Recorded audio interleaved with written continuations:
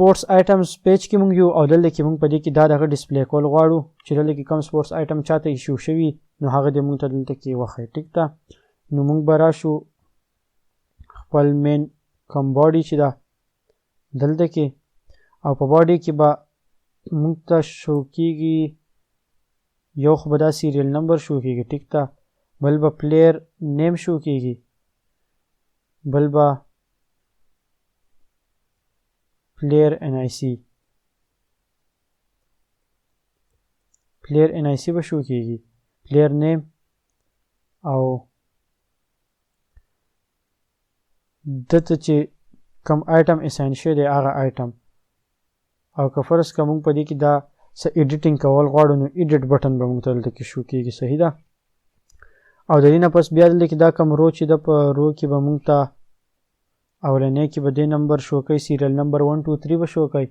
په دویم کې بیا دې شو کوي لیټ سپوز 15 دا کوم NIC چې دا هغه به شو کوي او بیا به په تھرډ کې دا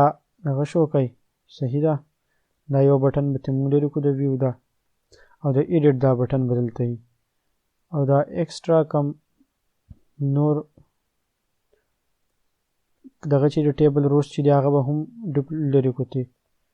او دا به دلته کې یو څو پیرې ډوپلیکیټ کو نو اوس په دلته کې د پلیر NIC ښایي د هغه نیم او کم آیټم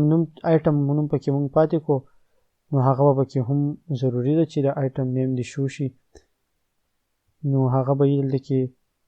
لیټ سپوز دله بیټ ورکړی شوی دی دلته کې به بیټ شو کوي او دلته کې به شي پلیر نیم په ځای پسې آیټم نیم صحیح نو اوس په دا ډوپلیکیټ کو نو د کوم آیټم میلاو شوی دی هغه هر څه چې دی هغه به شو کوي چې کله دی بیا په ایډیټ باندې کلیک کوي نو هغه آیټم چې دی هغه به ایډیټ کیږي دی نو ایډیټ نه پس دی بیا لیکي دا ډیلیټ کولی هم شي او بیا کم بل آیټم ورته اساین کوي چې دا نه د په غلطۍ اساین کړی نو هغه هم کولی شي او د دې ځای کې به زه دا پلیرز دغه کوم او دلته کې به یم چې آیټمز ایشوډ آیټمز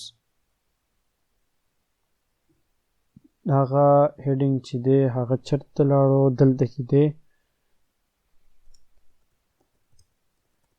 ایشوډ آیټمز چې دی هغه به دلته کې شو کوي نو دا هم وشو اوس په دې کې به صرف یو پیج پاتې دی ایوارډز چې په ایوارډز کې به AWARDS نو دی هم سپیلینګ ما مسټیک کړی دی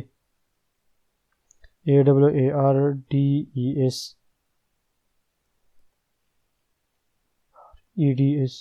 AWAREDS دا چې څونه دي دا ریپلیس که په AWARDS باندې دا به ټول ریپلیس شي او زه به دلته کې دا پیج چې کوم دی سپورټس آیټمز چې اوس سپورټس آیټم خو نه ډوپلیکیټ کو دا دغه چې دی بل به ډوپلیکیټ کو دا پلیر ده ټیک شو او دلته کې به دې له نوم ورکړو چې AWARDS نو اوس ګورو چې پیج راغی دلته کې که نه اب یو پیر ریفریش کو او اوس چې موږ په دې کلیک کو نو ایوارډز پیج ته موږ رالو نو په نیکسټ ویډیو کې بیا لکه د ایوارډز باره کې چې کم انټرفیس دی هغه به ډیزاین کوو او هغه به ورته ایډ کوو